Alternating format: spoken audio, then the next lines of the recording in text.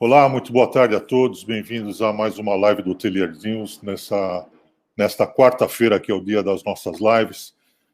Hoje nós trazemos um tema sobre franquias, que nessa época de pandemia e tudo mais, pode ser uma boa solução para quem está pensando em mudar, né, a sua gestão, a sua forma de gestão, ou trazer mais atributos, enfim. Nós temos a participação aqui da Maria Carolina Pinheiro, que é a vice-presidente de desenvolvimento da Wyndham para a América Latina. Temos o Matheus Cabal, que já está há 7 anos nos Estados Unidos e está trazendo aqui um pouquinho de experiência ali das franquias que acontecem lá na terra do Tio Sam. Temos o Paulo Mélega, que é diretor de operações da Atrio Hotéis. Bem-vindo. Temos o Ricardo Bluvol, vice-presidente de desenvolvimento da Atlantic Hotels. O Ricardo Feital, diretor representante dos investidores do Wyndham Rio de Janeiro Barra. Está acompanhado também do Fernando, que é síndico do empreendimento. E também temos o Rômulo Silva, que é diretor de desenvolvimento de franquias da Accor para a América do Sul. O Isaac deve estar chegando daqui a pouquinho, que é o diretor da rede Pires de Hotéis, mas preservando aí a pontualidade, resolvemos começar aí uns 2 minutinhos atrasados. Então, eu queria agradecer a todos pela participação, é um tema importante. E estamos também com o Jefferson Munhoz, meu sócio na Escola para Resultados, e também diretor da Hotel Care, que vai fazer a moderação junto comigo. Então, é um prazer ter a todos vocês aqui. Eu, particularmente, levanto a bandeira de franquia há muito tempo já no país. Assim, com tanto hotel independente que nós temos, né, 80% de hotéis independentes, eu acho que é uma solução legal, adoro marca. Cada marca tem a sua expressão, então isso acaba atraindo os clientes, fidelizando os clientes, e é uma solução legal porque você não deixa a operação do seu hotel, né? A gente preparou um texto aqui sobre essa questão toda, que embora essa situação, né, a gente não consegue ter uma visão tão ampla ainda do que está acontecendo no futuro, o que vai acontecer no futuro em relação a essa pandemia, o setor todo está numa grande luta aí pela sobrevivência, né? Pensando no seu próprio desenvolvimento. Eu só pediria para cortar o microfone aí quem não estiver falando e abrir quando a gente fizer as perguntas para a gente não ter ruídos. Obrigado. Bom, já dizem os orientais há muito tempo, né, que sempre atrás de uma crise tem uma grande oportunidade, né? Então, seja para as redes hoteleiras, ou seja para as empresas de gestão hoteleira, enfim, todos que trabalham nesse segmento. E a gente tem escutado muito também alguns players do mercado dizer que 2020 e 2021 vai ser os 2 anos fortes aí em conversões, né? Justamente se procura uma solução quando você está numa gestão ruim ou você está numa crise, né? As pessoas procuram por soluções. E aí, como já falei no começo, dentro desse contexto, na minha opinião, acho que franquias é uma solução muito interessante para os hotéis independentes. E é esse tema que nós vamos debater hoje aqui com os presentes. Que trouxemos aqui 2 redes, né, a Wyndham e a Accor, que são a Accor a maior rede do Brasil, né, e também com mais de 160 hotéis franqueados, e a Wyndham também uma das maiores redes, ou se não a maior rede do mundo, uma das poucas que praticamente tem dois empreendimentos só, o resto é tudo franquia. Então é importante trazer as redes que já têm uma experiência disso, desse modo de franquia no mundo todo. Também temos, né, 2 operadoras, né, os franqueados, que é a Atrio e a Atlântica, que também trabalha com operação. E temos 2 clientes, né, 2 franqueados, 2 hoteleiros, né, um deles ainda não entrou, o Isaac, que tem 8 hotéis, 4 franqueados e 4 com bandeira própria. E vamos então começar com a primeira pergunta. Deixa eu pegar minha colinha aqui. Eu pergunto para a Maria Carolina e para o Rômulo. quais são as principais diferenças entre modelos de administração e franquia? Começando com a Maria Carolina, por favor. Boa tarde a todos, um prazer estar aqui com vocês, com os colegas aí da hotelaria. Obrigada, Peter, Jefferson, aí por convite, para estar falando um pouquinho com vocês. É um prazer enorme estar aqui. E vamos falar do nosso assunto de franquias, né? É isso mesmo, Peter. Quando você falou dos números da Wyndham Hotels, a Wyndham é a maior empresa franqueadora de marcas. E aí, Peter, para te passar o número certinho, de 9.300 hotéis, nós estamos falando que 95% são hotéis franqueados.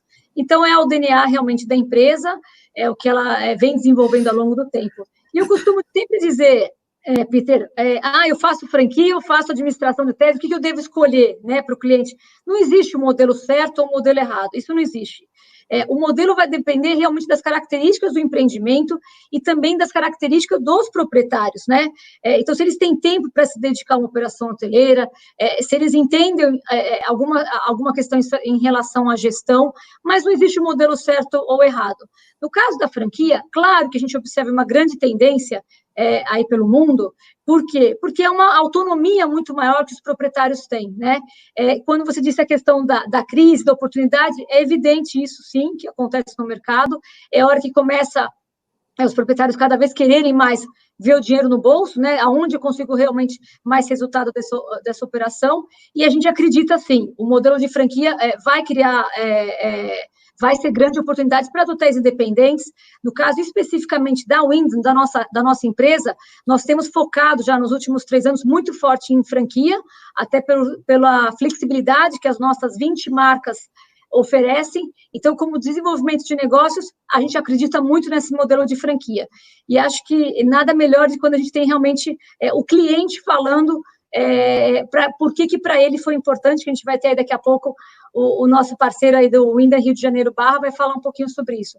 Mas é um modelo que a gente acredita, é um modelo que a gente já vem desenvolvendo, que a gente está no nosso DNA realmente, e que faz todo sentido para esse momento atual que a gente está desenvolvendo.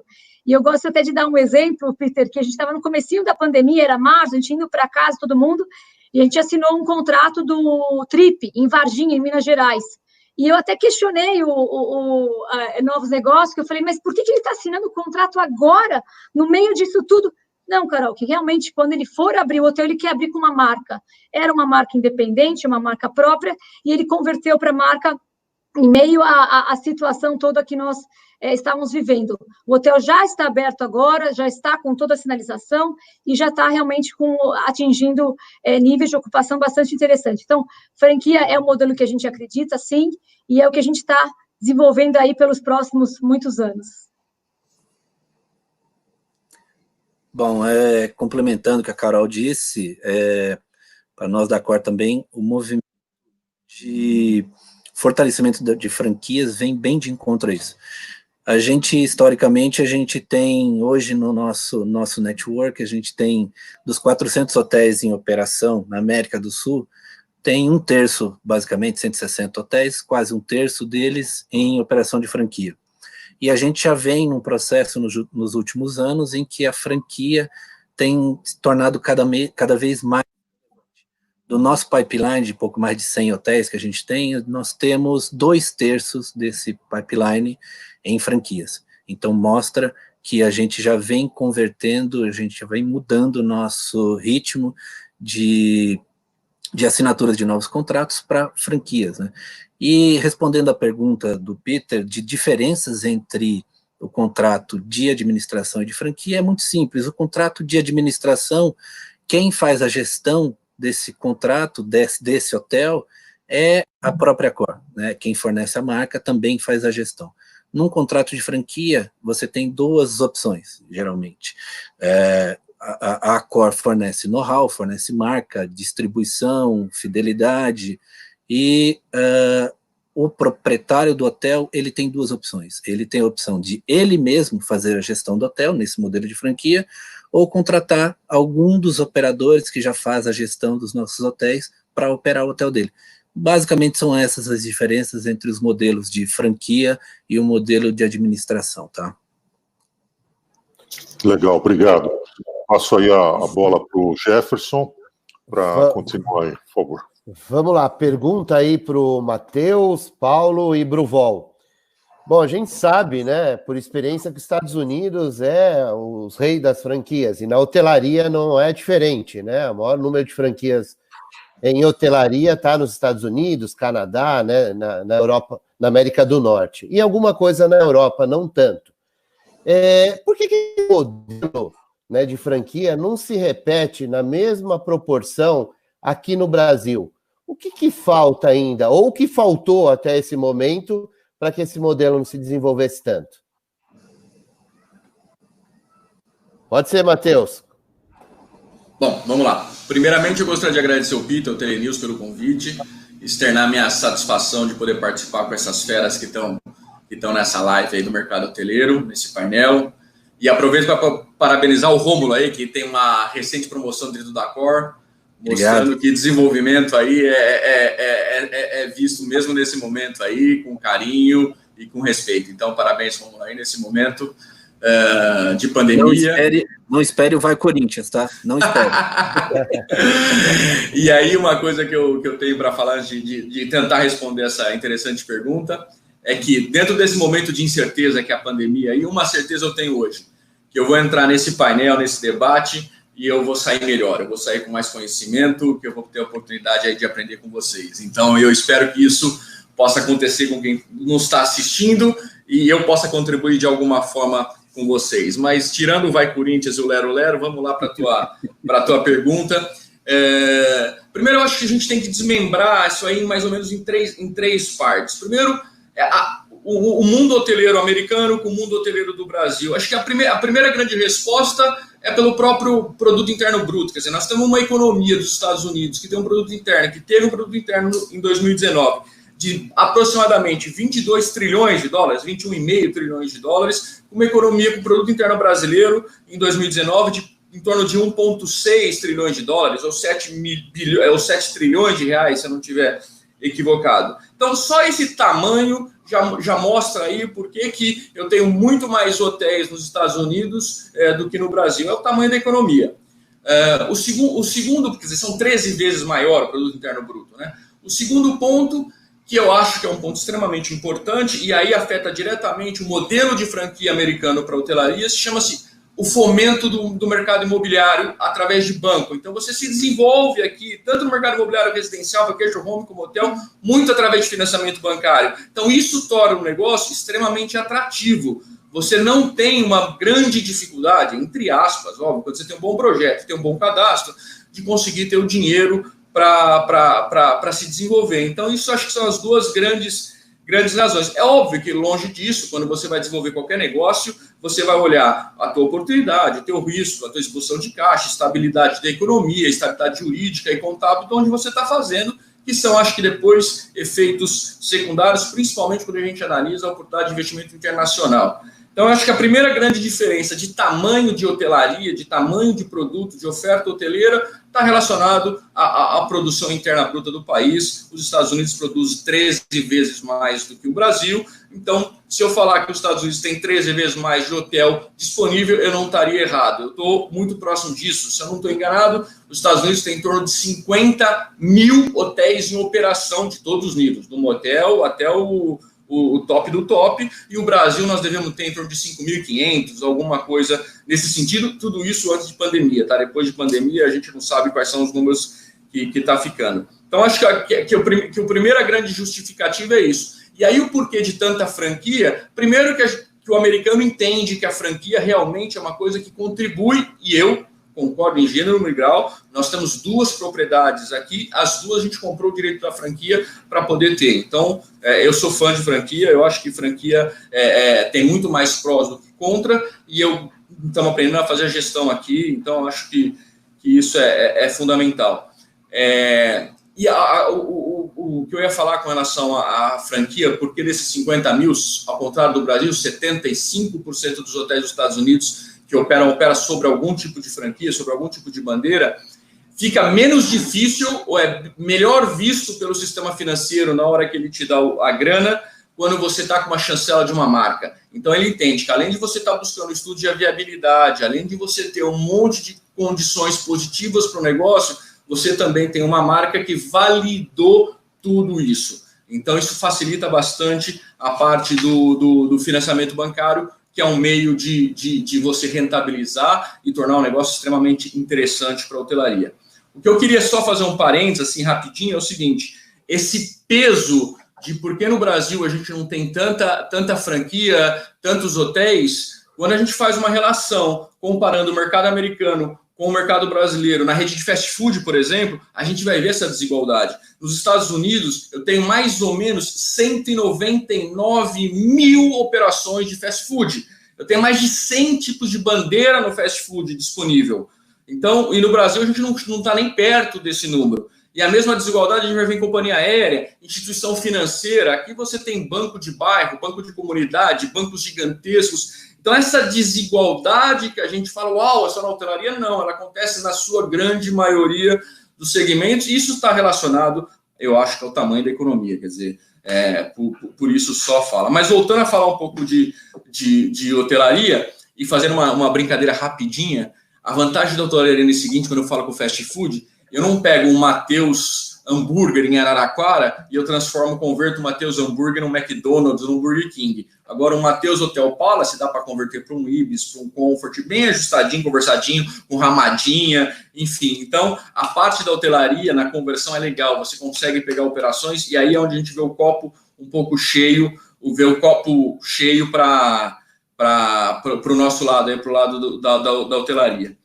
Mas voltando a falar de hotelaria, alguns números aqui do mercado americano, e o que incentivou muito o grande crescimento da hotelaria em novos produtos, principalmente nesses 10 anos, é que de 2009, depois da grande crise que teve, até 2019, antes da pandemia, o Heavy Par cresceu consecutivamente 10 anos. Então, em nenhum momento o Heavy Par americano estagnou ou declinou. Foram 10 anos consecutivos de queda. E isso também ajuda muito no desenvolvimento. Outro número interessante: no ano de 2019 foram 465 milhões de viagens dentro dos Estados Unidos no mercado doméstico. Então, esse número fomenta aí uma ocupação média de 72%, que é a ocupação média da hotelaria americana em 2009. Enfim, eu acredito que tudo isso justifica a diferença de tamanho dos dois mercados, de franquia. E eu acho que a gente pode dormir, nós hoteleiros, sem essa culpa. Por que nós não temos tanto? Por que nós somos menores? Eu acho que essa culpa não é uma culpa que é nossa. A gente só tem que lamentar que isso limita para nós as opções de emprego, porque eu tenho menos empresa, menos produto no Brasil, e a opção de ganhar mais, de ter mais bônus, de tudo isso. Acho que isso a gente pode lamentar, mas não está na nossa responsabilidade. A diferença, isso é relacionado à economia, relacionado a momento, alguma coisa nesse sentido. É isso.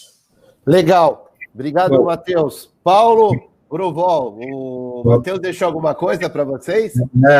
Quase pegou tudo já, né? Mas primeiro queria dar boa tarde para todos os meus colegas aqui, todos que estão nos assistindo. Queria agradecer ao Peter e ao Jefferson pelo convite. Tirando o que o Matheus deixou para a gente falar, eu queria trazer uma outra visão, talvez, do que ele comentou. Eu acho que tem uma questão, obviamente, de tamanho de mercado, né? Comparar o mercado americano com o mercado brasileiro, realmente existe um abismo muito grande em termos de tamanho e volume de transações, seja ele no lado hoteleiro, ou seja ele em qualquer outro segmento, como o Matheus deu exemplo aí do fast food. Mas, se você pegar um pouco da hotelaria americana nos anos 80, você vê que 65% dos hotéis eram hotéis independentes, ou seja, não tinha uma marca, não tinha uma franquia, e 35% desses hotéis, de fato, eles tinham uma marca, né?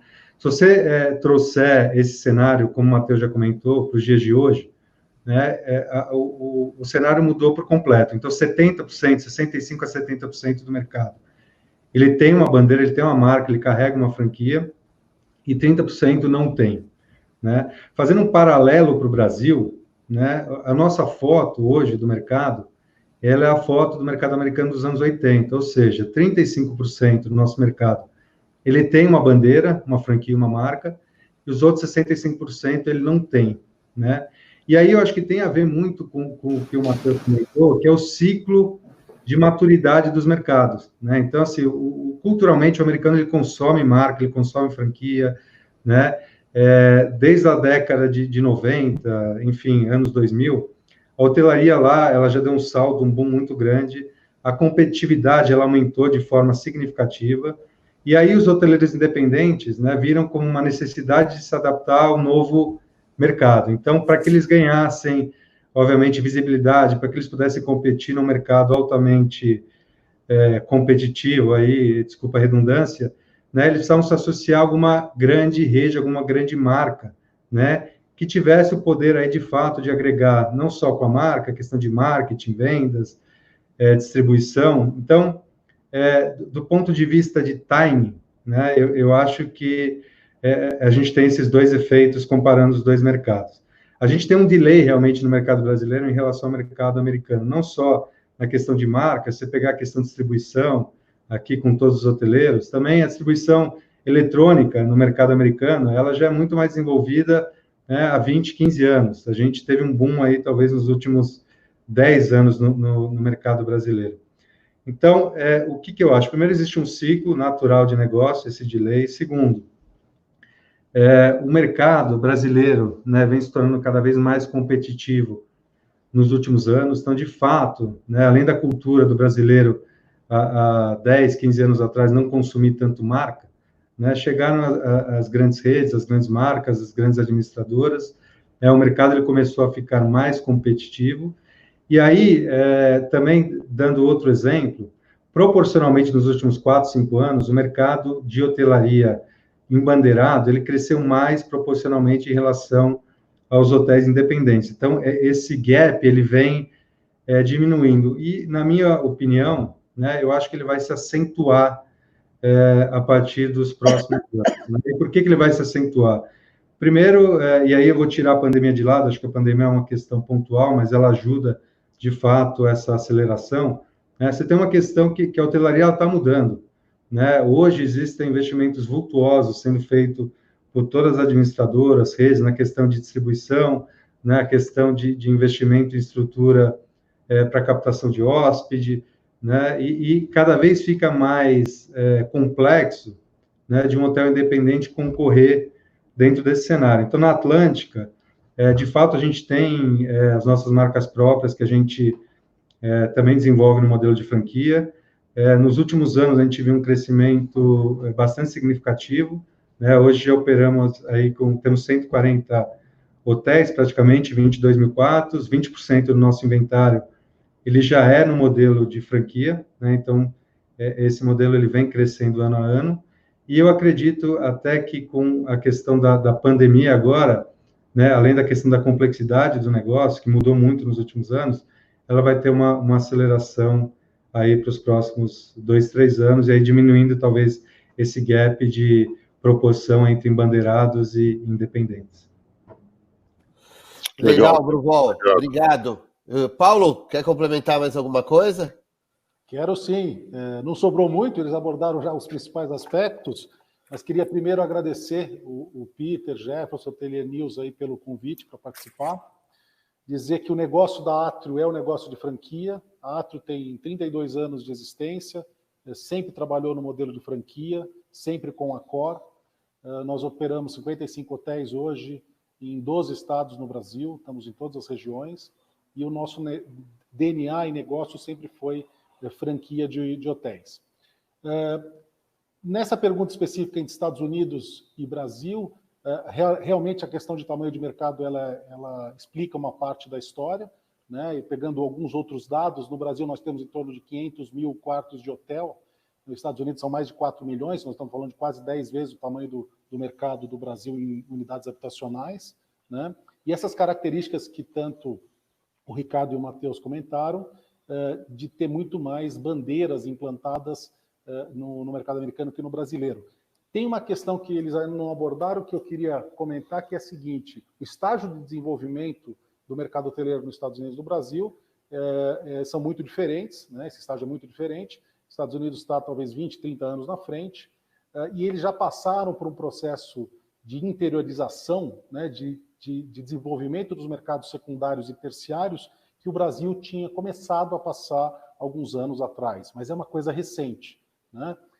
E no mercado americano, as franquias são muito fortes, são muito presentes nesses mercados secundários e terciários, onde você tem hotéis de pequeno porte, hotéis econômicos e mid-scale, que muitas vezes são desenvolvidos, né? O funding desses empreendimentos é de uma família, de um grupo, que é também o grupo operador desse empreendimento. Então, nos Estados Unidos, a gente vê também esse processo entrando muito nas cidades menores ou médias, e quase como um projeto de vida de quem está desenvolvendo essas franquias, né? As pessoas conseguem acesso ao funding, como o Matheus comentou, nos Estados Unidos, muito mais difícil no Brasil, e essas pessoas usam, então, essas franquias. Às vezes você tem casais, famílias que têm franquias hoteleiras nos Estados Unidos, e isso vira quase um projeto de vida, né? O Brasil tem feito o desenvolvimento dos mercados secundários e terciários de uma maneira mais recente, é mais recente isso, quando as marcas, então, passaram a acessar esses mercados, e as marcas e as franquias fazem muito sentido nos mercados secundários, onde muitas vezes as grandes redes hoteleiras, Accor, Wyndham, Hilton, etc., não querem, muitas vezes, operar hotéis econômicos e mid-scales em mercados secundários e terciários. Então, acho que esse é um ponto que não havia sido abordado, que eu acho relevante. Queria dizer que quanto mais competitivo fica o mercado, mais é necessário você ter uma marca para fazer frente a essa competição. O mercado dos Estados Unidos hoje é muito competitivo, então você não ter uma marca hoje no mercado americano seria não ter uma força para enfrentar essa competição. No Brasil, historicamente, isso não era tão relevante quanto nos Estados Unidos, mas tem se transformado, né? Como os mercados no Brasil têm tido cada vez mais marcas, não ter uma marca hoje no Brasil pode ser prejudicial na competição, né? Um outro ponto que eu acho que é importante é do funding, né? Então, a gente tem nos Estados Unidos o acesso mais fácil, né? E você tem esse proprietário franqueado operador. E no Brasil, o modelo de desenvolvimento foi muito centrado em condotéis, né? Nos últimos anos, o condotéis, o investidor não tem o perfil de operador, né? O investidor do condotel está investindo para ter renda, né? E muitas vezes ele deixava esse empreendimento com as redes hoteleiras, as donas das marcas, fazendo a gestão, né? Então, a pergunta é o que falta para desenvolver? Acho que falta o próprio desenvolvimento do mercado hoteleiro brasileiro, de tal forma que você vai precisar de mais marcas para competir, e, logicamente, você precisa de acesso a funding para que grupos menores possam desenvolver hotéis, sendo eventualmente operadores, administradores e franqueados nesse contexto. Então, acho que é isso e podemos continuar, Jefferson. Legal, Paulo, obrigado mesmo. Eu também, como operador da Accor, acho importante sempre também ter uma marca, ter um suporte da distribuição, né? Porque às vezes, como independente, você tem que ter um esforço muito maior, né? E acho que nós vamos chegar num certo momento em que nós vamos estar muito mais parelhos, né? No nível de franquias, no tamanho de franquias que tem nos Estados Unidos. Peter? Legal, obrigado. Antes de continuar, eu queria lembrar do tempo. A gente está chegando aí nos 30 minutos e estamos na segunda pergunta. Então, vamos, por favor, aí usar o cronômetro, né, Matheus? Né, Bluval? Para poder ficar aí nos 3 minutos, tá? Por favor, senão a gente não consegue atender as perguntas todas. Então, eu queria dar as boas-vindas ao Isaac Pires, que chegou, diretor da Rede Pires de Hotéis. E a terceira pergunta aqui, o que um proprietário de hotel independente busca ao contratar uma franquia hoteleira, né? Apenas a marca ou agora também diante do comportamento do consumidor, a distribuição e tudo mais, isso será um elemento decisivo para essa escolha? Eu começo, inclusive, com o próprio Isaac, que chegou, que está na ordem aqui. Ao favor. Bem-vindo, Isaac. Boa tarde, prazer. Nós somos franqueados da Accor há 11 anos, e a nossa rede hoteleira tem 50 anos. É uma rede familiar, nós temos 9 hotéis, são 900 apartamentos, e estamos em construção de mais 2 IBs que trarão mais 200 apartamentos, iremos para 1.100 apartamentos. eu vejo a importância da franquia. Inclusive, eu sou franqueado do McDonald's também há 21 anos. Eu vejo os hotéis independentes com eles têm uma dificuldade na distribuição e na questão da credibilidade. E esse momento Covid, eu também estou como presidente do Sindicato de Hotéis Balneário Camboriú e região.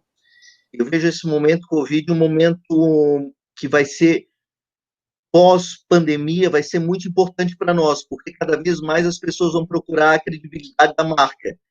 E a marca Accor, como sendo uma líder de mercado a nível nacional e mundial, ela fará uma diferença muito grande e nos trará uma liderança ainda maior e uma oportunidade de avançarmos mais no mercado.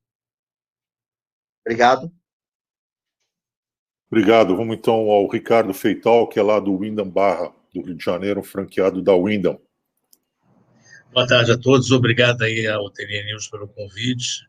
Maria Carolina, nossa vice-presidente. Nós gostaríamos de esclarecer o seguinte: esse hotel, nosso hotel, é um hotel com características, ele é um condotel.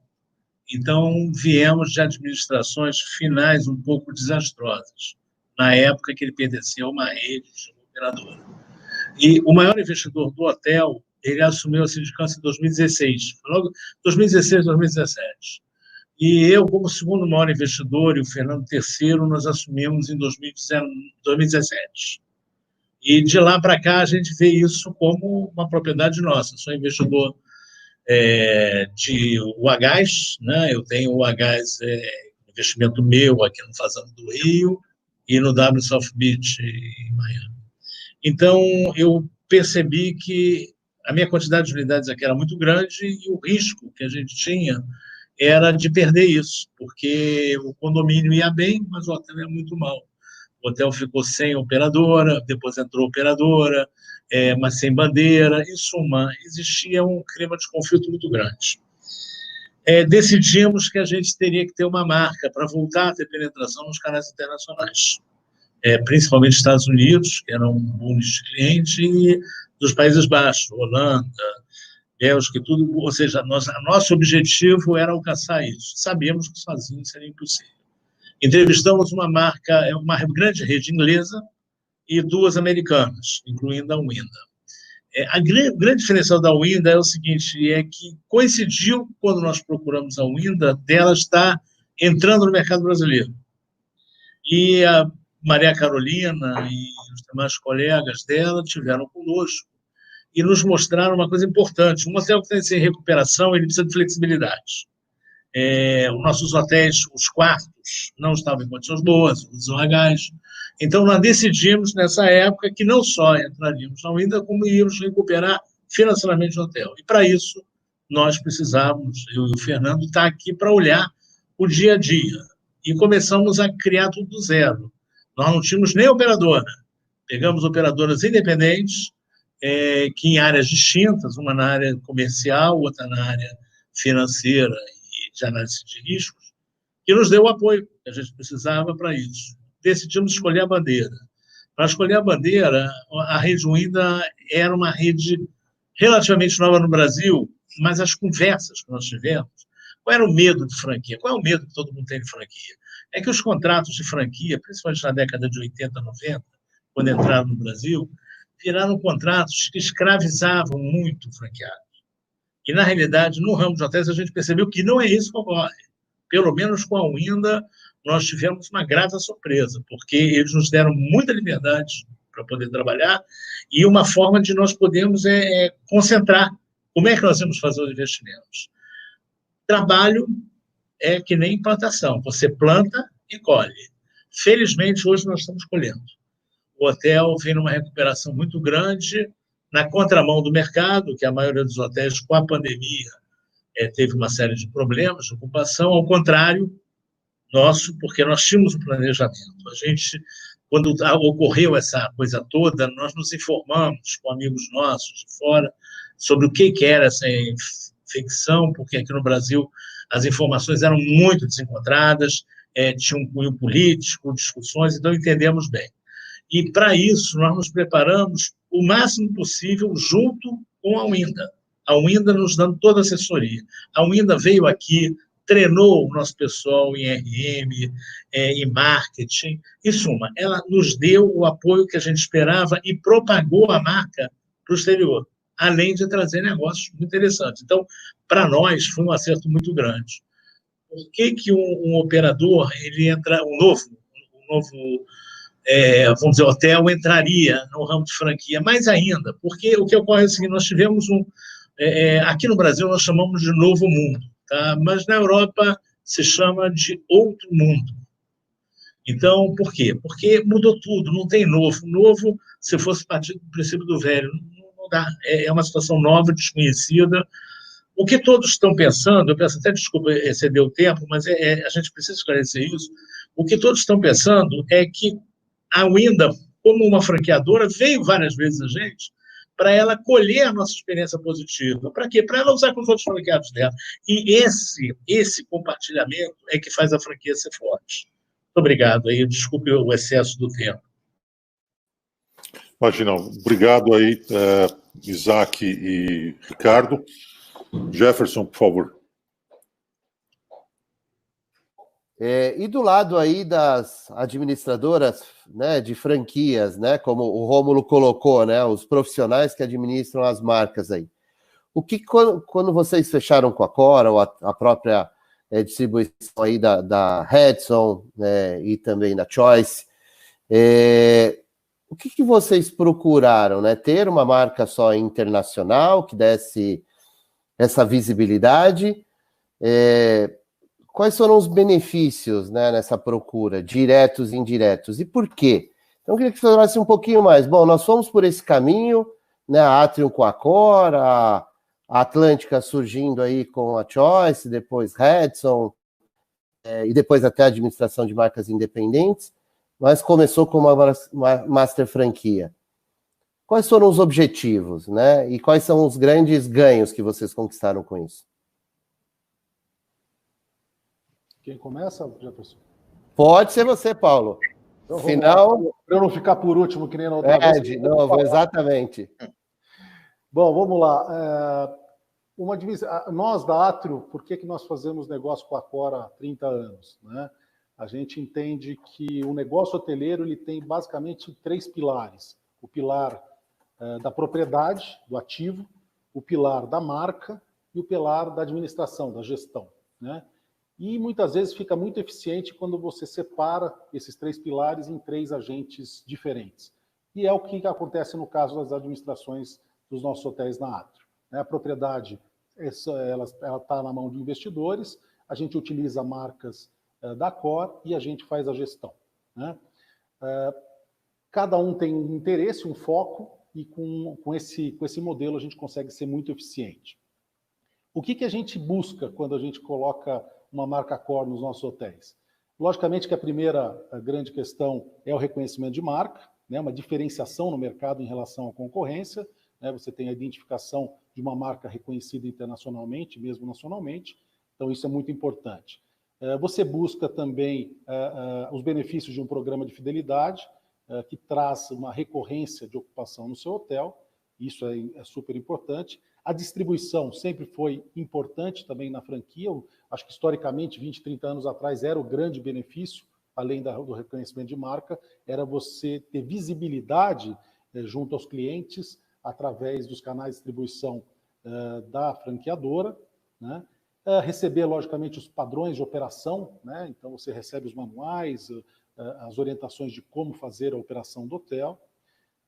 E tudo isso é importante por quê? Porque você deixa com que nós, administradores, nós como Atrio, a gente tenha foco na gestão do dia a dia da unidade. Então a gente usa tudo que a Cora pode nos oferecer através do pagamento de royalties e outros FIIs, e a Atrio fica focada basicamente no cliente e na gestão financeira e de custos do hotel. Né? Isso traz uma eficiência muito grande no modelo, porque a gente consegue se concentrar em menos atividades e sendo bastante enxuto. Só para dar uma referência, a Atrio, com 55 hotéis e 7 mil quartos, ela tem na sua matriz 12 pessoas. Né? Então, ela realmente consegue ser muito, muito enxuta. Outros benefícios que esse modelo traz como de forma indireta, a gente se apropria da escala da rede hoteleira franqueadora, no caso para a negociação junto a fornecedores, acesso a negociações diferenciadas com as OTAs e compras, etc. Né? Além disso, benefícios indiretos, a gente ganha oportunidades de desenvolvimento, muitas vezes a Accor nos traz oportunidade de desenvolver novos hotéis, né, porque ela também é muito acessada por desenvolvedores, investidores, e isso acaba sendo um benefício indireto.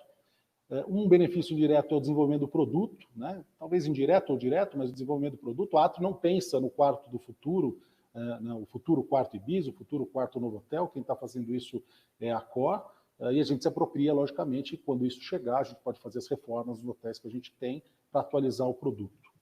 E, de alguma forma, isso traz uma liquidez e valorização do ativo, né? Ter uma marca também traz liquidez e valorização do ativo, é um benefício também indireto. Para deixar algumas outras partes para os demais completarem, eu queria dizer o seguinte: então, a gente se associa a uma marca internacional para ficar mais forte na competição. Né? Basicamente é isso, ficar mais forte. Você tem mais armas para competir, mais segurança, mais visibilidade. Eu faria até uma metáfora que é quase como você ter um irmão mais velho que vai te ajudar, né, a te proteger em alguns casos, te orientar em outros casos, para que você consiga competir no mercado de uma maneira melhor. Legal, Paulo. Obrigado. Bruvol, contigo, mestre. Bom, não deixou quase nada agora para mim, Paulo, né? Mas, de fato, só queria dar um passo para trás. Na Atlântica, a gente tem dois modelos, né? Um deles, hoje, a gente representa ou é master franqueado da Wyndham, aqui com a Carol, na marca Ramada. Temos a Hilton, né, com as marcas DoubleTree e Hilton Garden Inn. Com a Choice, né, nós temos Sleep In, Comfort, Quality, Clarion. E da Radisson nós temos todas as marcas deles. Né? Então, nesse modelo, o que a gente faz? A gente, basicamente, a gente tem a franquia da marca e a gente faz a gestão por completo dos empreendimentos. Um outro chapéu nosso que a gente tem são as nossas marcas próprias, né? Sejam elas, que são as marcas Go-In, E-Suites, e também tem uma chancela para a franquia, que ela permanece com o nome dela, que é a chancela by Atlântica, tá?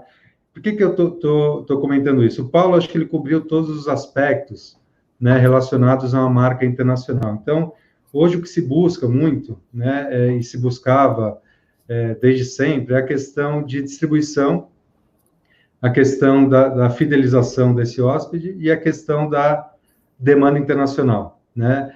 Padrões, obviamente, são muito importantes, essas empresas têm bastante know-how, bastante tempo, né, e desenvolvem há muitos anos em diversos mercados.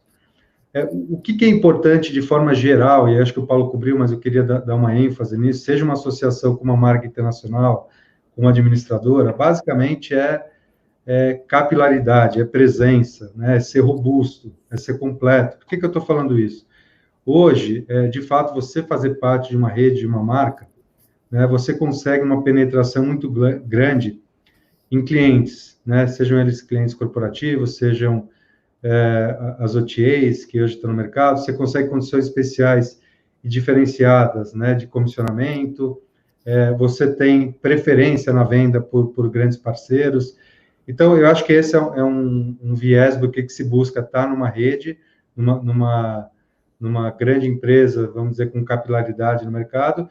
E o segundo ponto, que o Paulo também cobriu, mas eu queria enfatizar, é a escala na questão de operação. Então, obviamente, você comprar para 20 mil quartos, você comprar para 1 milhão de quartos, né, você tem acesso a fornecedores e condições diferenciadas. E esses dois pontos, o que eles trazem? Obviamente, uma rentabilidade maior para o investidor. Então, se associar a uma grande empresa, a uma grande marca, de fato, o que a gente busca é como rentabilizar mais o investidor, seja na geração de receita, seja na questão de otimização de custos. Legal, importante. Peter, por favor. Bom, vou voltar para os nossos queridos investidores, né? Eu acho importante essa participação, porque traz todo o lado deles, né? Isso é muito bom. Então, tudo indica que em 2021, como a gente falou, 2020 e 2021 vai ser o ano das conversões, né? Qual que é a vantagem que vocês enxergam em comprar uma franquia ao invés de apenas converter o hotel? Eu começo agora com o Ricardo. Não, Peter, a questão, na minha primeira resposta foi um pouco longa, eu acho que eu já englobei um pouquinho essa questão, o porquê da franquia e o porquê não de fazer a conversão. A conversão recebe já um pacote fechado. E quando você compra a franquia, você pode crescer o seu negócio, como se diz, com a barriga no balcão, você já vendo o dia a dia e se cercando de especialistas do mercado. Eu acredito que as franqueadoras, como a Oinda, devem ter coletado muitas experiências nesse período complicado, porque a pandemia foi uma surpresa para todo mundo. No pior dos sonhos nossos, a gente não imaginava ver o que a gente viu, as pessoas trancadas em casa. Então, eu acredito o seguinte, essa experiência que nós passamos para a Oinda e outros franqueados devem ter passado, ela tem isso enriquecendo o know-how dela, que ela vai fatalmente usar para os novos franqueados. Então, eu acho que a franquia é um primeiro passo importantíssimo para você passar o seu hotel e continuar olhando para ele. Se você, por algum motivo ou outro, você quer se aposentar, você quer que alguém toque o seu hotel, aí é conversão, sim. Mas eu acho que a franquia, para quem está querendo, muito preocupado com o seu investimento, nesse momento, é o mais importante. Acho que a conversão é um segundo estágio. Legal. Fernando, você quer falar alguma coisa? É o Fernando ou Renato o nome dele? Desculpa. Fernando. Eu queria complementar. Eu acrescentar o que o Ricardo falou. Com relação à questão de franquia e conversão, a gente vê claramente isso vai se provar aí, vai ficar demonstrado que em cada 100 casos, 99 vão ser franquias, tá? Franqueados, tá? E todo o apoio que a gente tem da franqueadora, no nosso caso, tá? Foi assim, uma experiência de sucesso fundamental, tá? Era só isso que eu queria dizer, tá? Obrigado. Obrigado você, Fernando. O Isaac ele tem uma característica muito interessante, né? Você tem 8 empreendimentos, 4 são franqueados, né? Com uma marca core e 4 são com a tua marca. Eu acho que é um case bem legal para você falar um pouquinho dele. Peter, o que eu posso te comentar os hotéis nossos próprios, com a nossa marca, a Rede Pires, que inclusive nós temos projeção em estar convertendo eles para bandeiras da Accor, e até com alguns contratos já fechados, a distribuição ela é muito manual, nós não temos a capilaridade e não temos a visibilidade e a credibilidade de um padrão internacional. Isso torna a venda muito mais muito mais complexa. Eu vejo o futuro com hotéis embandeirados muito forte. Parabéns a todas as bandeiras que estão participando. E eu vejo um momento muito oportuno de nós estarmos usando o que vai trazer para nós também muita força pós-pandemia, a questão da retomada, vai ser a credibilidade dos nossos protocolos, porque hotéis independentes, às vezes hotéis pequenos, eles não vão ter condições de estarem se reinventando e mantendo um padrão de qualidade e credibilidade para o cliente que nós teremos. Então, eu acho que nós vamos estar, Peter, bem como você falou, 2021, e eu acho que o segundo semestre de 2020 já vai ser um grande diferencial para nós e uma grande... cada vez nós vamos estar mais fortes como hotéis embandeirados, hotéis com padrões internacionais e com uma visibilidade muito maior. E uma outra situação importante para vocês terem uma ideia é os nossos hotéis com as bandeiras da Accor. Nós temos Mercury, Novotel e Ibis. 70% da venda desses hotéis é feito pelo canal de distribuição da Accor. Então, a gente não fica tão na mão das OTAs e nem na mão das operadoras. E isso, para nós, dá uma força muito grande financeira. Obrigado. Perfeito, obrigado. Obrigado, Jefferson. Bom, até a escola fez alguns cursos agora, o que está na moda, né, como grande diferencial para os nossos clientes são os protocolos, né, de segurança, higienização, limpeza dos quartos, né? É o selo que qualquer site que você abre em qualquer rede hoteleira é o que está ali na frente, né, encabeçando a comercialização.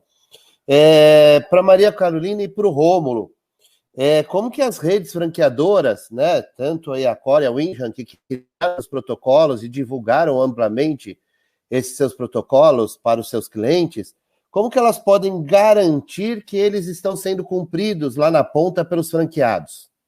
Carolina?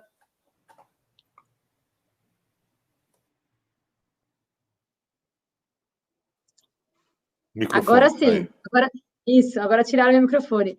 É isso mesmo, né, Jefferson? Acho que teve aquela fase, a primeira fase das incertezas, né, do que ia acontecer. Depois, realmente, foi uma fase da criação dos protocolos.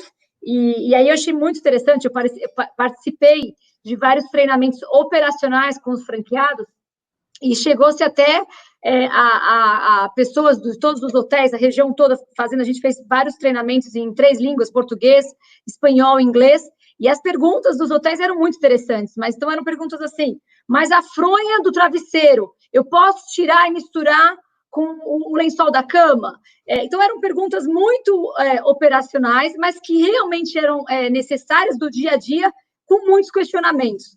Nós lançamos, sim, o nosso manual de protocolos de higienização e segurança. Ele está baseado nas leis da Associação de Hotéis dos Estados Unidos, porque nós somos uma empresa americana, então segue todas as normas dessa associação. E acho que o objetivo não é criar um protocolo, criar um livro bonito e fazer com que ele esteja sendo aplicado. Acho que o intuito é estar atualizando sempre esses protocolos, porque novas ideias vão surgir, novas situações vão surgir. Tem um caso, por exemplo, nós estamos analisando a conversão de um hotel da marca Wyndham, e aí veio a questão, mas tem que pôr a cafeteira nos quartos. Aí nós levantamos a mão e falamos, não, agora não tem mais cafeteira no quarto. Enquanto está tudo isso, nós tiramos as cafeteiras do quarto, tiramos os copos dos quartos. Então, assim, vamos aprendendo, talvez até trocar, talvez até vamos fazer alguma modificação nos estándares da marca, que talvez não tenha que ter a cafeteira mais no quarto.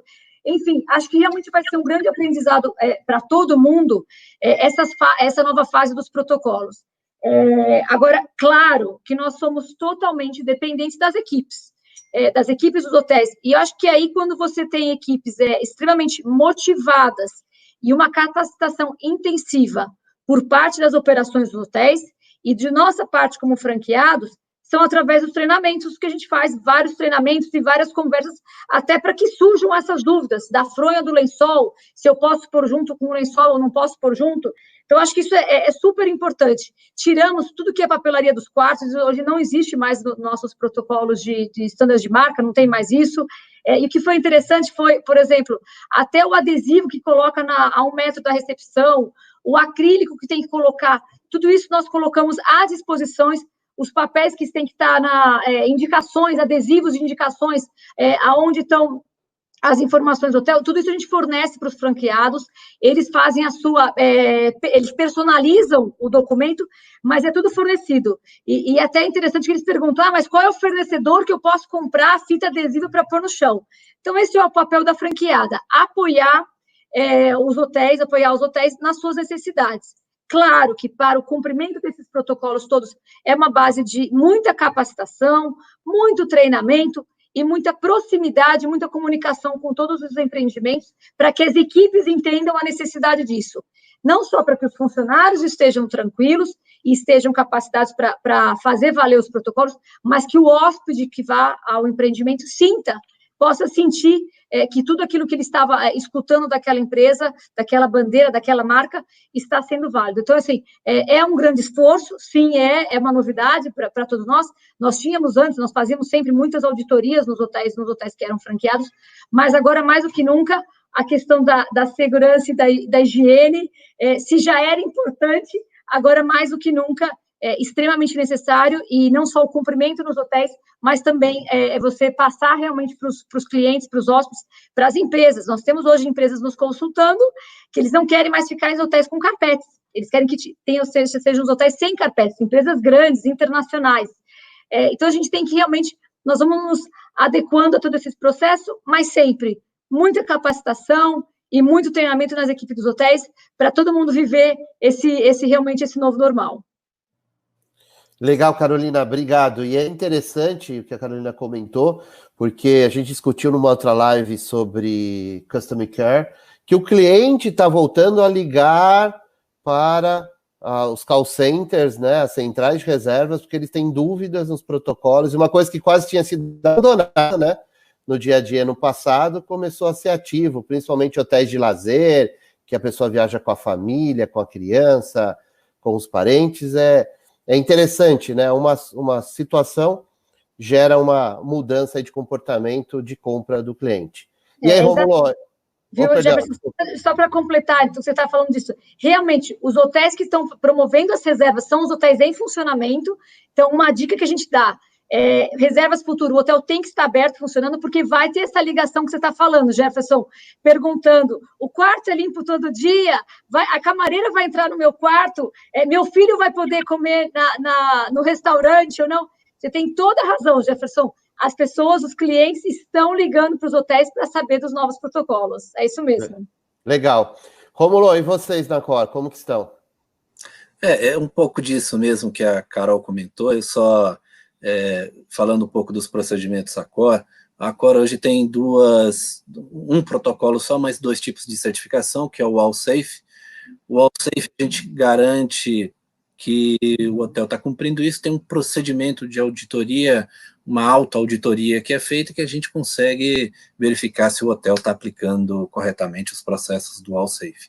E tem o selo Bureau Veritas também, que é uma certificação internacional, e a própria Bureau Veritas faz essa verificação nos hotéis para ver se os protocolos estão sendo cumpridos, né?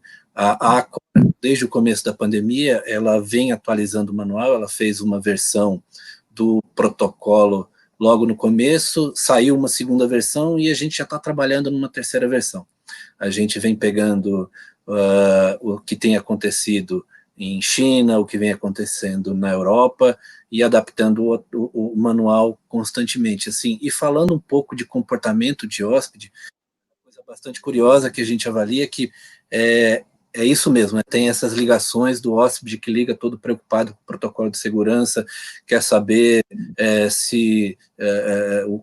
com que constância o quarto vem sendo limpo, se a camareira vai estar no quarto dele, limpando todo dia, como é que estão sendo os protocolos de segurança e de higiene. Mas você observa que o hóspede, aquele hóspede contumaz, que ele está 1, 2 dias, 3 dias, ele começa ele flexibilizar, sabe? Ele começa um service, quando chega um room service com o garçom todo paramentado, com aquela face mask, com tudo, ele já no segundo dia já não aguenta mais aquilo, ele já fica meio desconfortável, ele já desce na recepção sem máscara. Então, assim, isso vai mudar, a gente tem que estar acompanhando isso dia a dia, é uma coisa muito complexa, a gente está acompanhando isso, e como o Jefferson falou, a Carol falou, é algo que constantemente a gente está avaliando e adequando a essa nova realidade. Eu tive contato com vários resorts aí que abriram, né, e a grande dificuldade deles era gerenciar os clientes para que eles seguissem os protocolos de colocar máscara, de ter o afastamento nas mesas, né, não fazer as grandes mesas sociais, e estava muito difícil, né, coitada das pessoas que estão dando a consultoria, abordar os clientes, fazer com que eles, né, tenham uma atitude porque tem clientes que se incomodam, mas a maioria relaxou depois de um certo momento. Então, isso é perigoso, né? Porque é difícil também abordar o cliente e impor alguma situação. Então, os resorts estão passando uma dificuldade enorme nisso. É isso mesmo, complementando, nós abrimos aí há 2 semanas o novo hotel Itu, né? O Jacobina está lá lidando com a situação, e a gente, todos os finais de semana, ele está operando com a capacidade máxima que é permitida. Então, todo final de semana tem cerca de 150 hóspedes, que é o que está podendo receber no hotel, e mesmo assim é uma dificuldade, em especial com os protocolos de alimentos e bebidas, sabe? Já foram feitos diversos testes com buffet, sem buffet, com empratado, sem empratado, com servir na mesa, não servir na mesa, e assim, sempre é uma dificuldade. É uma tentativa, assim, está sendo feito todo dia, praticamente todo dia muda esse protocolo para tentar entender como é que vai ser essa nova dinâmica aí. Os resorts estão sofrendo muito com essa situação. Peter? A sorte do Jacobina é que ele tem um bom espaço lá de restaurante, né? Ele tem 1, 2, 3, abre, estende a varanda, então ele consegue trabalhar bem nesse quesito de separação e tudo mais. Mas a gente e a sorte é que ele não tem mais cabelo para perder, né? É verdade. É verdade. Mas eu queria escutar o Matheus aí também um pouquinho nessa questão de como que é o consumidor norte-americano nesse sentido aí. Eles também abusam ou ali você já disse que vai processar ele fica quieto? Não, na verdade nós estamos com um pouco de sorte aqui, embora o número de casos aqui na Flórida realmente esteja dia após dia batendo recorde de teste positivo, até porque se faz muito teste. Mas o comportamento dos nossos guests, fazer um parênteses, a gente nunca fechou o hotel, a gente continua com o hotel sempre operando.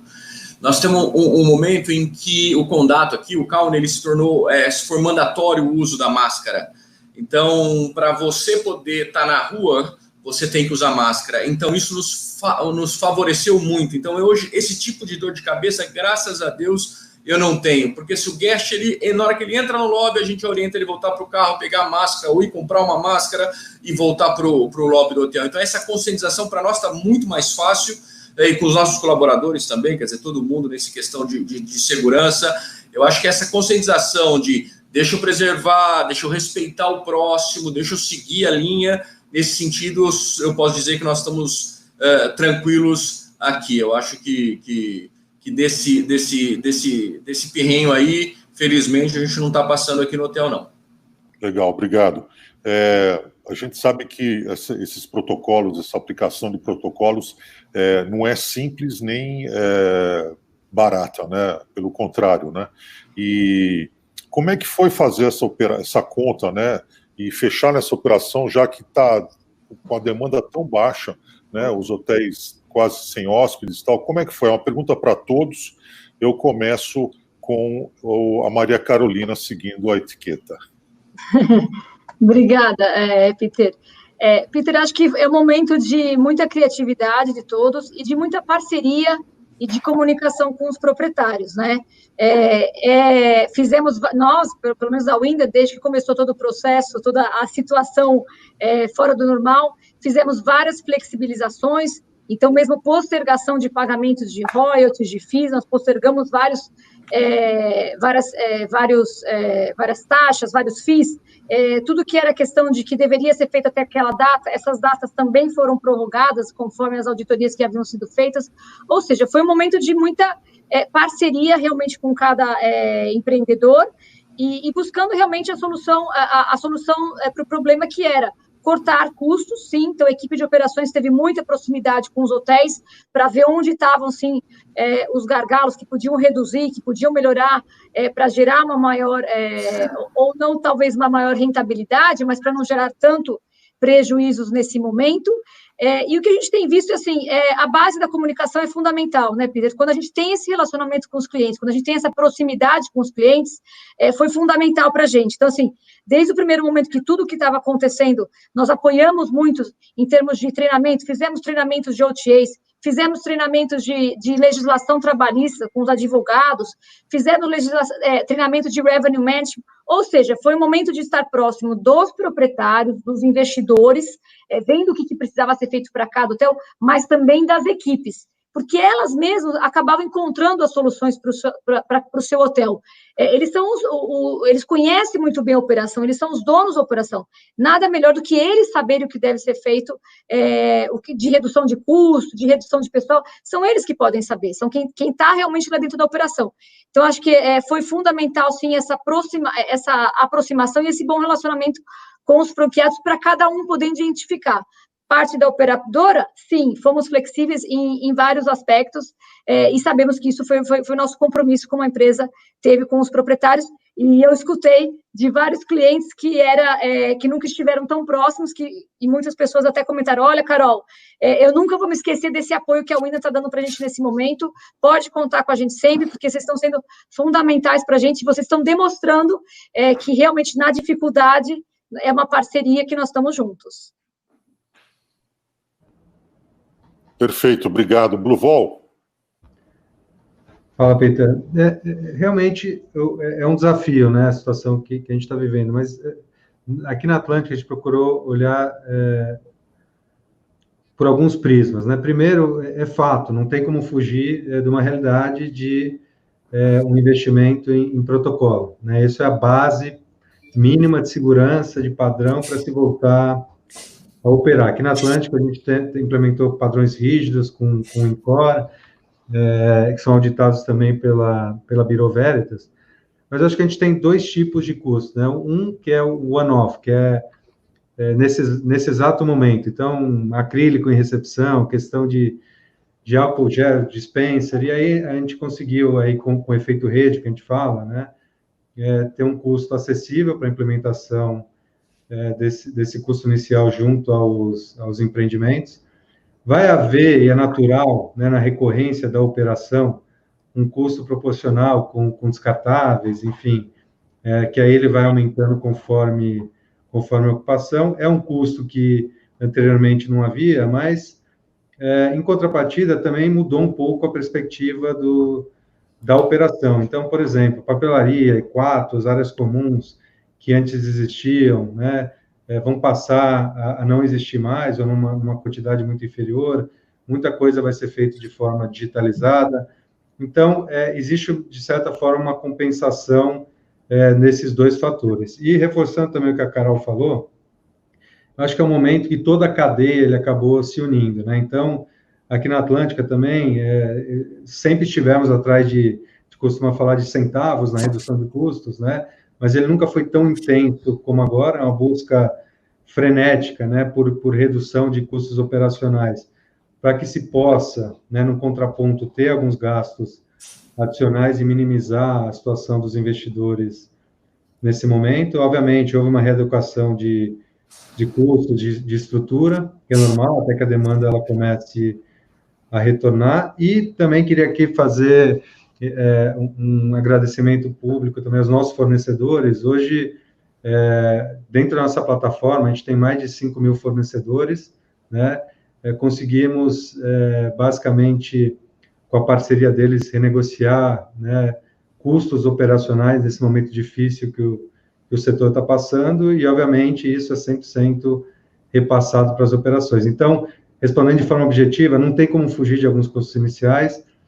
Pelo efeito rede, a gente conseguiu minimizar muito esse investimento inicial, e na recorrência, a gente está trabalhando para que outros custos que existiam, que a gente consiga diminuir e, eventualmente, compensar ou até otimizar a operação no modelo que ela estava operando anteriormente. Legal, vamos lá, então, agora para o Paulo. Então, eu acho que sim, o Ricardo falou bem, tem custos pontuais, que são custos para reabrir o hotel, para os hotéis que fecharam, que eles acontecem uma só vez. Importante para os hotéis que estavam fechados, quando a gente fez o manual com os novos protocolos, foram mais de 150 novos protocolos operacionais, mudanças de procedimentos em alimentos e bebidas, governança, principalmente, um manual novo de operação. Nós fizemos uma pré-operação nos hotéis de 4 dias. 4 dias em que as equipes foram treinadas, orientadas sobre esse novo manual e sobre os novos procedimentos. Então, já é um investimento, né? Você está com o hotel fechado ainda, sem atender hóspedes, fazendo uma pré-operação para reabertura com segurança. Então, você tem a pré-operação, você tem toda a parte de comunicação interna do hotel, EPIs, né, de proteção aos funcionários, tem o selo de certificação, que também é um custo para que você coloque, mas esses são custos de uma vez só, você faz uma vez só e acaba. Os recorrentes, eu ia só complementar o Ricardo, que tem um custo que é recorrente, que é da produtividade dos funcionários, né? Com os novos protocolos, muitas funções e muitos procedimentos ficaram mais morosos, mais demorados, e os funcionários, então, ficam mais improdutivos em relação ao cenário anterior. Só para vocês terem uma ideia... Marcelinho está no banheiro? O tempo... Vai lá, fala para vos ajudar, fala para ele se vem com o áudio aberto. Só para vocês terem uma ideia, a arrumação de um apartamento está 50% mais lenta do que era antes com os novos protocolos. E mesmo o atendimento de café da manhã à la carte, ele é mais demorado, mais trabalhoso do que é no sistema de buffet. Então, assim, é simples implantar? Eu te digo que não é simples, mas é trabalhoso, né? Exige supervisão, acompanhamento e direcionamento das operações. O Ricardo acabou de fazer um agradecimento aos fornecedores, eu vou fazer um agradecimento aos gerentes gerais e equipes dos nossos hotéis que conseguiram implantar isso com muito sucesso nas operações, de uma maneira segura para as equipes e para os clientes, né? E para fazer a conta fechar, e eu já termino, nós, nesse processo de pandemia, nesse momento de pandemia, etc., a gente trouxe o ponto de equilíbrio operacional dos hotéis mais para baixo, né? Um Ibis tinha em torno de 35% de ocupação como ponto de equilíbrio antes da pandemia, hoje ele está em torno de 25% de ocupação, em que você tem, eventualmente, funcionários nas MPs do governo, que diminui o custo de pessoal, você renegociou contratos ao limite, né? E você tem o colaborador multifuncional, fazendo, às vezes, mais de uma função, né? Só para dar uma informação, nós tivemos um hotel em junho, um Ibis, que com 22% de ocupação, ele conseguiu o resultado operacional positivo.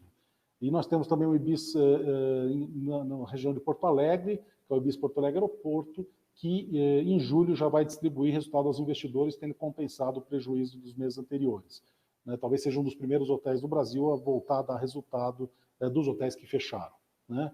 Então, assim, em suma, nós temos um cenário hoje de funcionários mais comprometidos com os novos protocolos, e com uma pressão na operação por produtividade, e, por outro lado, a gente também enxerga os hóspedes mais compreensivos com os novos protocolos e serviços e mudanças nos procedimentos dos hotéis. Tá? Legal, obrigado. Vamos lá para o nosso querido norte-americano aí, o Matheus. Norte-americano ou corintiano? Norte-americano caipira. Bom, aqui na verdade a gente tem uma maior flexibilidade para operar. O que nós fizemos aí, nós temos como o mercado de franqueados é muito grande nos Estados Unidos, então a aproximação que a gente tem com as detentoras da marca é muito grande.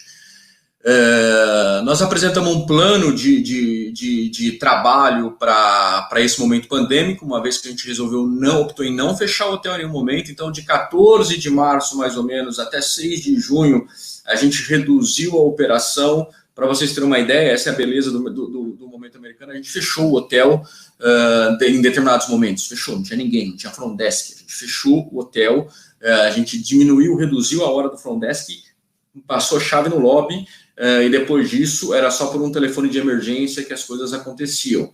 Então, fechamos 2 andares do hotel e aí vai. Então, essa parceria com a marca, que ela nos permitiu fazer isso, nos entendeu e nos deu a permissão, e mais a flexibilidade do mercado americano com relação a pessoal, a gente paga por hora, então eu costumeiramente tinha mais ou menos 1.700 horas por quinzena que eu pagava para todo o time do hotel.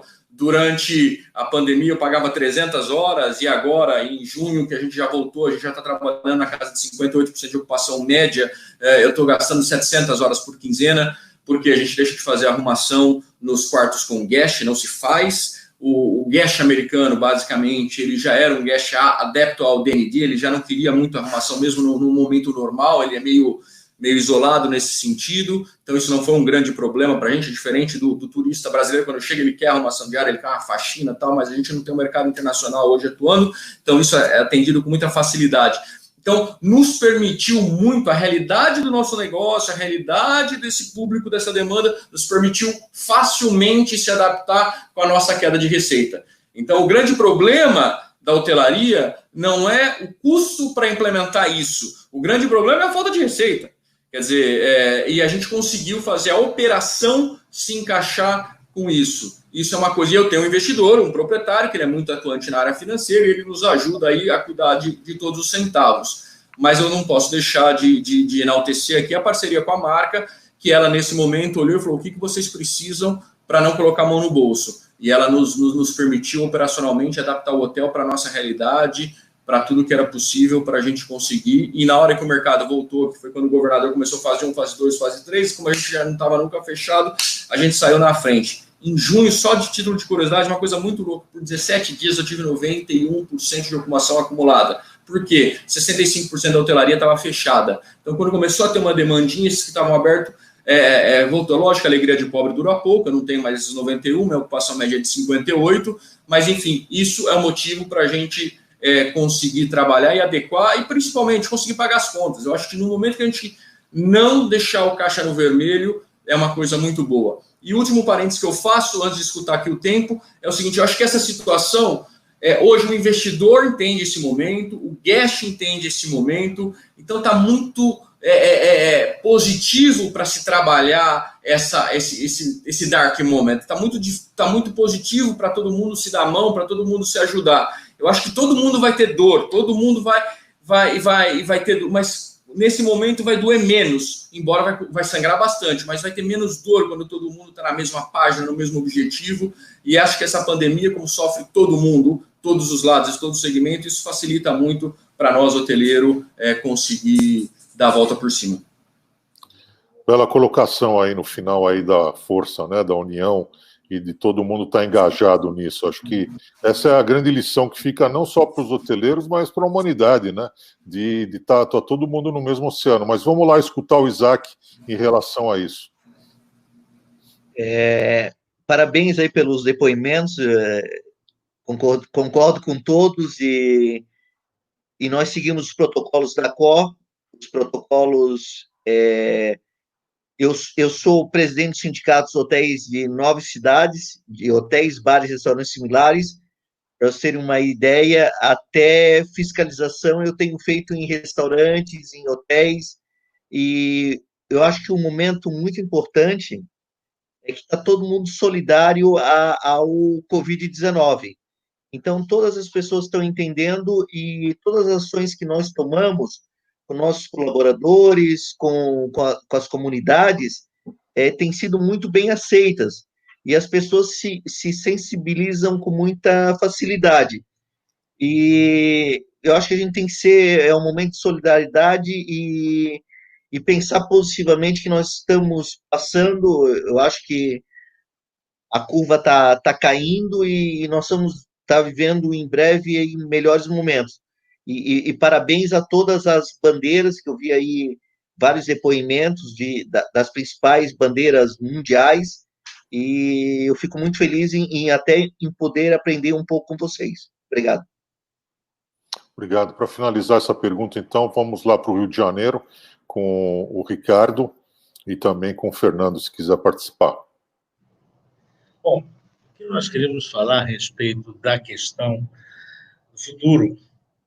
Nós, desde setembro do ano passado, o nosso hotel começou a voltar a performar, com ocupação e tudo, mas nós sabíamos que nós tínhamos que melhorar muito para atender, principalmente o mercado europeu. Nesse período, o mercado europeu nos passou umas necessidades de cumprir determinados compliance. O que nós fizemos? Nós dois aqui, eu e o Fernando, nós temos formações de engenharia. Quando veio a pandemia, nós tínhamos certeza absoluta que, se nós parássemos, a gente ia pagar o preço de vencer a inércia, que é a volta. Pegamos nossos funcionários nesse período da pandemia, fizemos o quê? Fizemos acordo com alguns, mas continuamos treinando eles, porque nesse período nós começamos a implantar, tanto no AIB, quanto nos serviços, quanto nos protocolos de segurança, o nosso plano de qualidade, que se resumia no QC e no QA, no Quality Control e no Quality Assurance. Então, nós tínhamos dois setores diferentes se confrontando. E, em alguns casos, especificamente, já estatisticamente, nós passávamos por uma auditoria independente, que é até do Big Six. Não vou mencionar o nome, porque eu não estou autorizado, mas essa auditoria nos trazia os resultados. Por quê? Porque eu precisava dessa auditagem e desse plano de qualidade para entregar para esses clientes lá fora que nos estão nos fazendo reservas significativas para o período de setembro e diante, que é exatamente o período que o hotel performa bem. Apesar de que nós hospedamos médicos aqui, de médicos consagrados e tudo, e cumprir esse protocolo já vinha. Só que o protocolo, pura e simplesmente, não ia satisfazer a demanda dos clientes que vêm de fora, principalmente da Europa. O que nós fizemos? Criamos um plano de qualidade, submetemos a fazer o controle de qualidade de tudo, depois confrontamos com uma outra equipe para garantia da qualidade, montamos esses manuais e enviamos para esses clientes, algumas agências importantes e alguns clientes corporativos. Hoje, nós temos sinal verde. O sinal verde significa o seguinte, que nós, de patinho feio, ficamos bonitos, porque nós temos um trabalho muito sério. Eu não falo, eu cumpro protocolos, eu provo que eu cumpro. É aquela história, a mulher de César não basta ser honesta, tem que provar que é honesta. Queria agradecer a todos vocês aí pelo convite, pela atenção.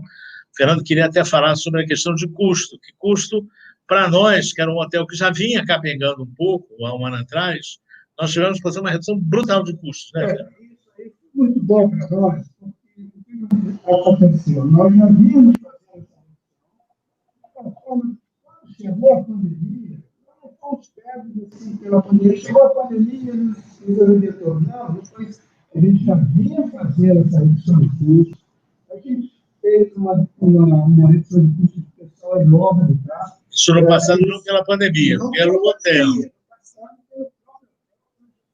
O som está falhando um pouco do Fernando, não sei porquê, se vocês estão usando o mesmo microfone. Eu quero dizer que a pandemia não nos pegou de surpresa, porque a gente já vinha fazendo uma redução de custos no passado, que já compensaria eventuais gastos que a gente viesse a ter com essa pandemia. Não que a gente esperava a pandemia, a gente não esperava de jeito nenhum, mas como aconteceu, ou seja, nós não fomos pegos de surpresa. É isso que eu quero colocar para vocês. Porque, na realidade, o que ocorre, eu acho que todo o ramo hoteleiro aqui no Brasil sabe bem disso. O período de março a junho, pelo menos para nós aqui no Rio de Janeiro, não é um bom período, porque nós temos uma quantidade de hóspedes menor, o corporativo.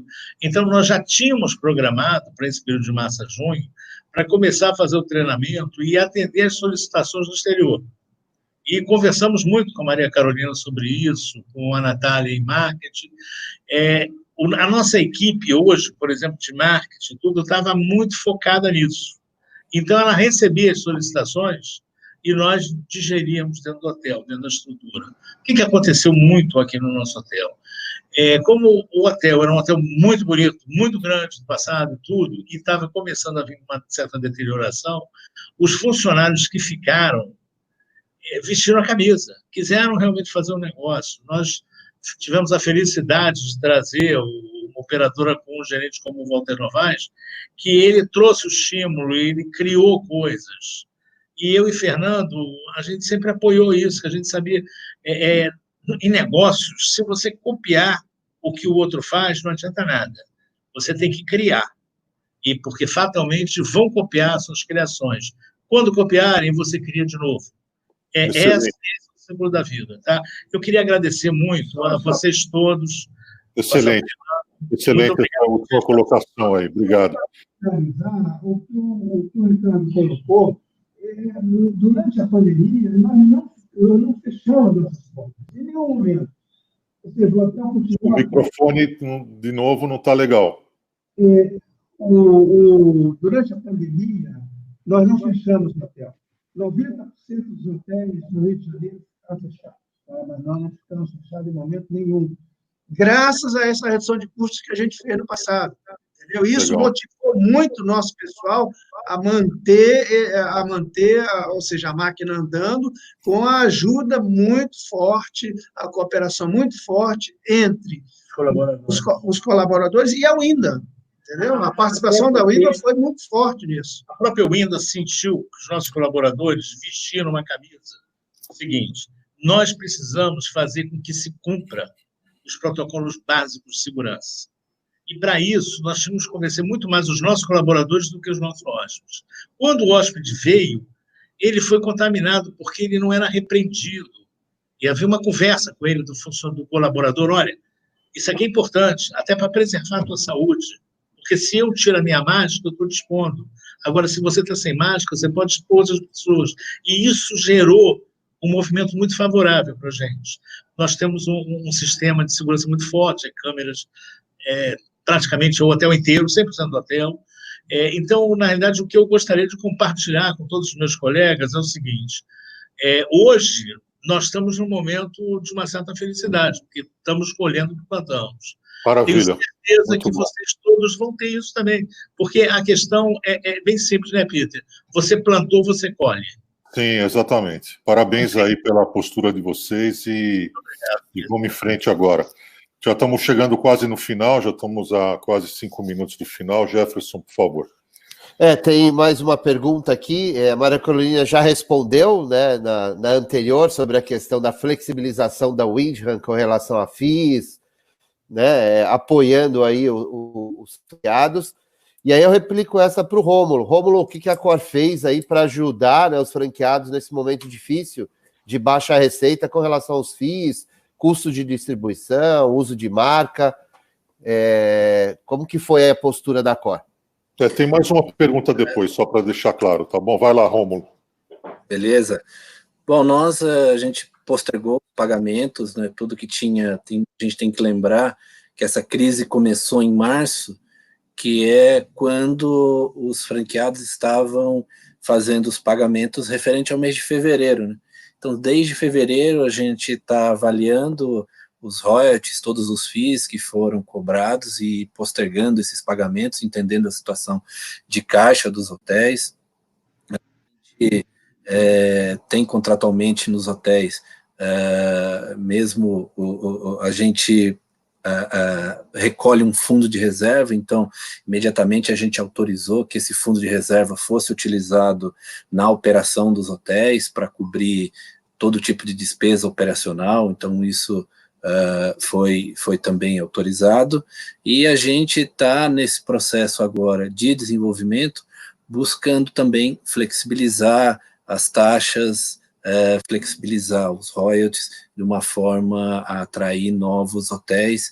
Estamos flexibilizando também padrões construtivos também para novos empreendimentos, então a gente está trabalhando no desenvolvimento de um modelo onde as conversões sejam mais light, tá? Porque sempre houve, eu que estou no mercado já quase 30 anos, né, 20 e poucos anos, sem entregar a idade, mas a gente sempre ouve que as redes internacionais, no geral, elas são muito exigentes em relação a aspectos construtivos, né? Então, a gente está cada vez mais sendo mais flexíveis, tá? Isso para absorver essa massa de hotéis em conversão que a gente sabe que vão existir aí nos próximos meses aí. Então, sim, foram essas ações, assim, algumas ações que a gente está desenvolvendo ainda, que a gente está trabalhando com um grupo de trabalho de desenvolvimento, tem alguns projetos que a gente vem conduzindo, que a gente vai divulgar no momento oportuno, mas são basicamente essas ações aí que a gente vem desenvolvendo para ajudar no desenvolvimento e ajudar os franqueados dos hotéis, tá? Legal, excelente. Bacana. Chegou uma pergunta aqui para mim, a pessoa não quer se identificar, falou, olha, eu vou fazer uma pergunta aí, colocar o Bluevol e o Rômulo um pouco na fogueira aí. Essa crise gerou algumas renegociações nos contratos, em alguns casos, rompimentos dos mesmos. Na visão de vocês, força maior é um argumento jurídico sólido para romper unilateralmente esse contrato? Faço pergunta para o Rômulo e para o Bluevol. Bluevol, pode ir. Bom, por favor, então, Bluevol. O Romulo foi esperto aí na pergunta. Mas não, na nossa visão, não é um fator determinante para a quebra de contrato numa situação como essa, né, que a gente está vivendo. Eu acho que, como todo mercado, né, sofreu, é natural que se tenham conversas aí sobre questões de eventuais renegociações, né. Na Atlântica, eu acho que um ponto positivo hoje é rompimento de contratos. Até o presente momento, a gente não teve, né, mas seguimos conversando com esses investidores. O que pode haver, Peter, isso aí sim a gente está conversando com dois pontualmente, é uma eventual mudança de destinação do prédio. Então, não foi a questão da pandemia, né, que resultou isso, e sim, o investidor há muito tempo ele já vinha querendo mudar a destinação do empreendimento. Mas, no restante, é natural, acho que a conjuntura do mercado ela é desafiadora para todo mundo, mas não estamos enfrentando isso com bastante frequência, não. Tá bom, eu concordo com o Ricardo que força maior não é motivo, isso a gente tem que discutir sempre pontualmente, e o que a gente tem que tomar cuidado, redes, developers, para a gente não canibalizar o nosso mercado, porque é possível sim que isso aconteça agora. Essa guerra, como existe, vai existir ou pode existir uma guerra tarifária, cada um cobrando menos de diária, e é a situação onde todo mundo perde, o mesmo pode acontecer com as administradoras e as redes hoteleiras. Então, a gente tem que, sempre numa conversão de bandeira, sempre primar pela ética e nunca canibalizar os preços, os FIIs, as taxas. A gente pode, sim, nesse momento, entender a necessidade de cada empreendimento e fazer uma concessão momentânea, entendendo o momento de crise, mas isso não pode ser argumento para baixar FIIs eternamente. Então, eu acho que é isso que a gente, como developers, como desenvolvedores, como redes, temos que ter essa consciência. Legal. Maria Carolina, você quer acrescentar alguma coisa? Porque você também é uma grande franqueadora. Oi, Peter. Vamos lá. Segundo os nossos colegas e amigos advogados, o que eu escutei deles, eu não sou advogada, eu sou engenheira civil, então, juridicamente, respondendo à sua pergunta, motivo de força maior não é um motivo para... A pandemia não é um motivo de força maior para rompimento de contrato. Então, isso que os advogados nos explicaram, que eu aprendi aí nas aulas com os advogados. Eu acho que é assim, Peter, a pandemia em si, ser um motivo de rompimento de contrato, a gente sabe que se aconteceu um rompimento por causa disso, não foi exatamente a pandemia, né? Era uma relação já desgastada, já vinha vindo com muitos percalços, então a gente sabe dizer que não foi, eu não diria que por causa da pandemia aconteceu o rompimento de contrato. Acho que isso é uma falsa desculpa que não deve, a gente não deve ver por esse lado. É realmente um relacionamento, acho que já desgastado, o casamento já tinha acabado, então, dessa maneira que a gente vê esse lado da pandemia. Foi um momento novo, um momento inesperado, sim, mas não para rompimento de contrato, né? Legal, obrigado. Bom, eu queria dizer aqui que a gente já chegamos no final, né? Já chegamos em 1h33 minutos. Queria agradecer a presença de todos, né, que participaram. Parabéns aí aos investidores, que vocês são realmente heróis nesse Brasil, em ter... não é fácil aqui no Brasil, né? São heróis mesmo. E também as operadoras também é difícil. Não é fácil, não, a gente sabe muito bem. Matheus, obrigado pela presença, espero que você volte para o Brasil em breve para trazer essa experiência que você tem aí de 7 anos e agregar aqui na indústria hoteleira do Brasil. Maria Carolina, obrigado, Bluevol, Fernando e Ricardo aí do Rio, Paulo Mélega, um abraço aí para o Beto, ia falar Gazu, mas para o César, para o Rômulo. Valeu. E, Isaac, obrigado aí, espero te ver em breve aí em Camboriú, tá bom? Obrigado, meu amigo. Queria também passar a palavra para o Jefferson, para ele dar um jabazinho aqui da escola também, porque a gente está com um curso semana que vem. Estamos fazendo um curso super legal essa semana sobre reengenharia de cardápio, porque o A&B é um calcanhar de Aquiles nas operações, e a escola está com ênfase de ajudar aí os hoteleiros a entregar um A&B legal, entregar um A&B condizente, mas também diminuir os custos. Jefferson, é com você e já faz o encerramento, por favor.